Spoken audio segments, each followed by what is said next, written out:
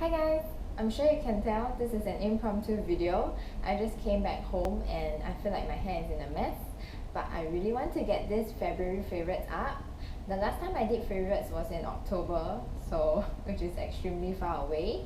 I just came back from eyelash extensions and I get my eyelash extensions at iherb. You can find it on Instagram.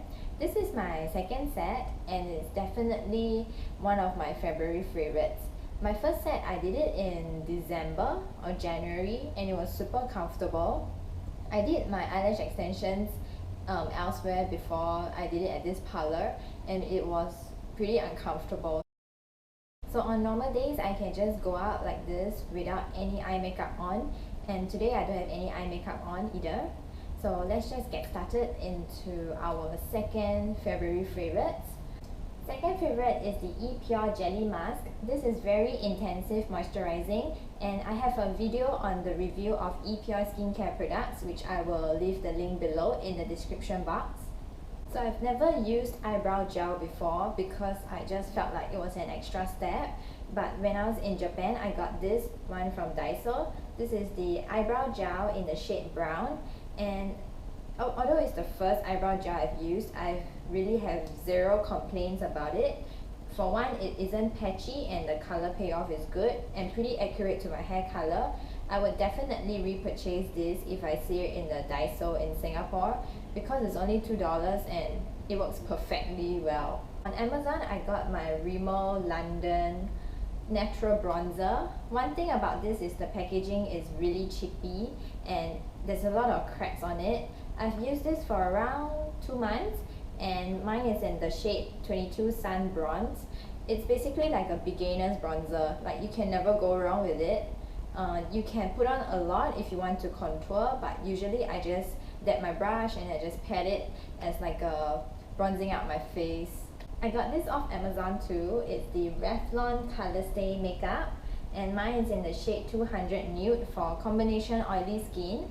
I used to love this a lot and then I had dry skin, so I felt that it was too heavy on my skin, but now that my skin is kind of back to normal, I'm going back to this. It promises like a wear for up to 24 hours and it has a lightweight feel.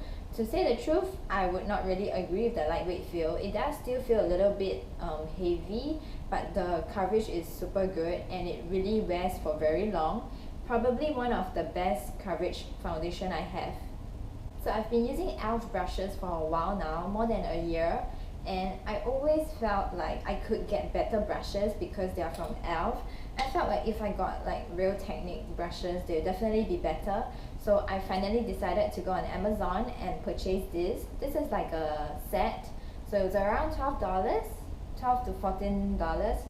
The buffing brush, and this is the contour brush, and this is the pointed foundation brush and the detailer brush. I only like these two. These two pretty much suck, and this is good for contouring the nose and this is really good for applying like an eyeshadow as an eyeliner. After I used these brushes, I decided I wanted to try their fluffy big brush. So I went onto Shopee and I got this. This is the powder brush and it's just a very large fluffy brush. I paid around $13 for this because there was like a coupon code, and it's just very good for putting powder all over, like a all over face powder. And my favorite would be this and the contour brush and the detailer brush. So after using the Real Techniques brushes, I told myself, yeah, I think the e.l.f. brushes are really good and I should maybe stop looking for other brushes, because other than Real Techniques, I've been buying a lot of brushes, trying to find something to replace my e.l.f. brushes, but they are just not as good as this. And this is around like $7 each, $7-8. I know I got some off iHerb and I got some off smoochiezzsg, which is a very cheap makeup website in Singapore.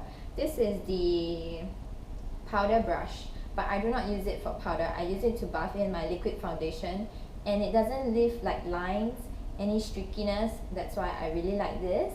And this is the Complexion brush. I had it for so long that it's pretty much falling apart, and they do shed, and the Real Techniques one actually do not shed. So good point for that. But this one, the Complexion brush, is definitely like my holy grail brush. I can use this for powder, I can use this for blush and contouring. Moving on to clothing favorites, I have 3 pairs of shorts over here, and they are from Imins, IMINXX. Actually it's I'm not sure. Anyway, their website is imins.com, and you can also find it on Instagram.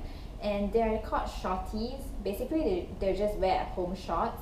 If you wear like the dark colors, maybe you can go out with it, but if you wear like the light colors, under strong sunlight, I do think that people can still see your underwear.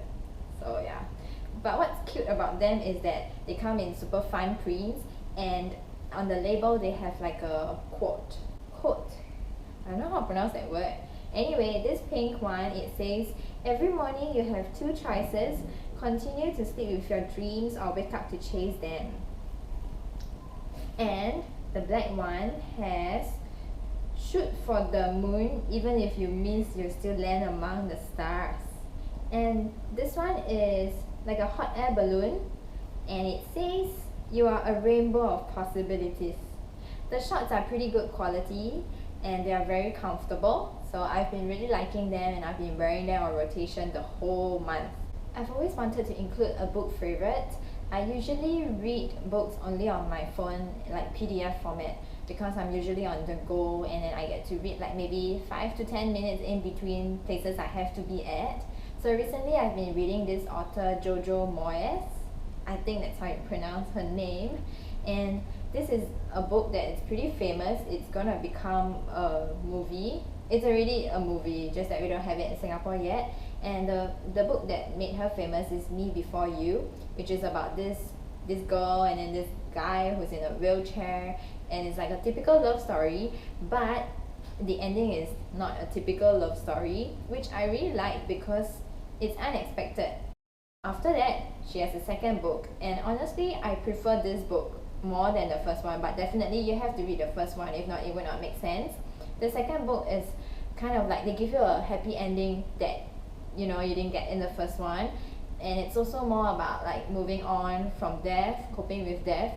The last favorite is a little bit strange because it is a food favorite, and I freaking love seaweed. This is the Kimnori Korean crispy seaweed. So it's not like pieces, it's like tiny minced up seaweed, and then there's like sesame seed and little tiny bits of sugar, and it's just very oily but very good. So that's all for my February favorites, and I hope that you like it. If you try any of the products I mentioned, do let me know, and if you think there's anything that I should try that you really enjoy, also do let me know, because I would love to try the things that you guys recommend. And I'll see you soon. Bye.